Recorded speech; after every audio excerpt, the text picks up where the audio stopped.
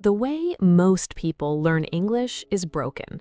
And I do not mean a little bit broken. I mean fundamentally, completely wrong for the goal they are trying to reach. Most people learn English like a student. They sit down, they study, they memorize, they test themselves, they worry about making mistakes, and after months or even years of doing this, they still cannot have a natural conversation in English.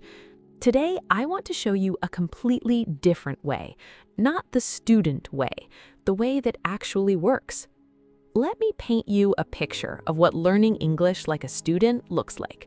You open a textbook, you study a grammar rule, you do some exercises, you check your answers, you move on to the next unit, you take a test at the end of the chapter, and then someone speaks to you in English at normal speed, using real expressions, skipping words, using slang, and your brain completely freezes, because none of what you studied prepared you for that moment.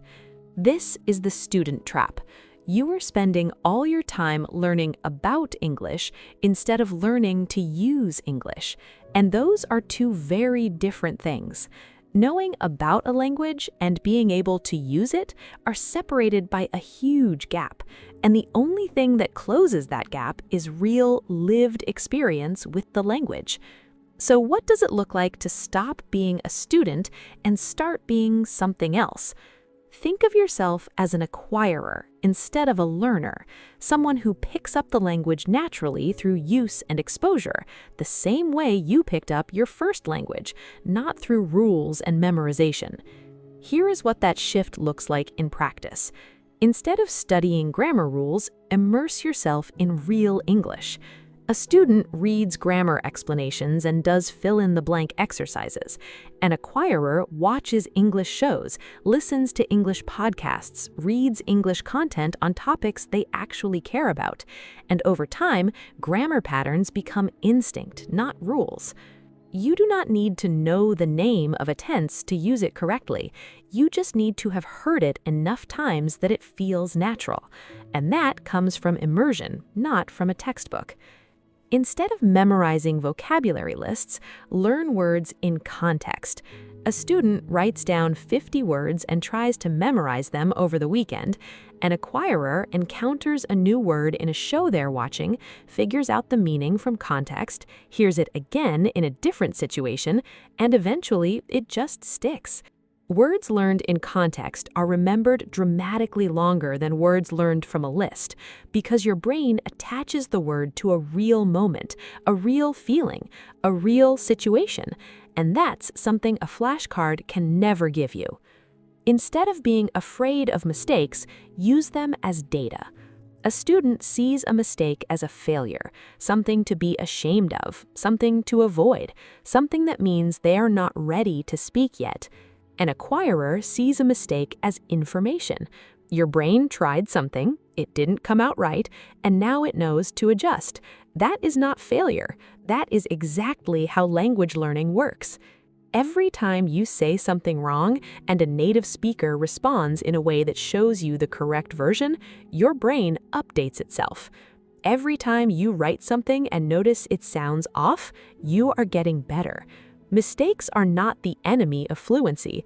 Avoidance of mistakes is. Instead of waiting until you're ready to speak, speak from day one. A student waits. They tell themselves they need more vocabulary, more grammar, more preparation before they can start speaking in English. And they wait for months, sometimes years, before they ever open their mouth in English. An acquirer speaks immediately. Badly at first, and that's completely fine, because every conversation, no matter how short or imperfect, is building the real-time processing skills that fluency requires. You cannot think your way into speaking fluency, you have to speak your way into it, and the earlier you start, the faster you get there. Instead of studying in scheduled sessions, make English part of your life. A student has an English study time, Monday, Wednesday, Friday, 7 to 8. And outside of that slot, English doesn't exist. An acquirer lives with English. Their phone is in English. They listen to English on the way to work. They watch English content when they relax. They think in English while they go about their day. English is not an activity they do, it's an environment they live in. And that constant low-level immersion, day in and day out, is what builds real fluency faster than any study schedule ever could. I'm not saying structure is bad. I'm not saying you should never look something up or check a rule. Those things have their place. But if the majority of your English time is spent being a student, studying, memorizing, drilling, testing, and not an acquirer, listening, speaking, reading real things, living in the language, then you're spending most of your time in the wrong place. Shift the balance. More real English, less studying about English. More output, less memorization. More immersion, less preparation. That's the switch, and once you make it, everything changes.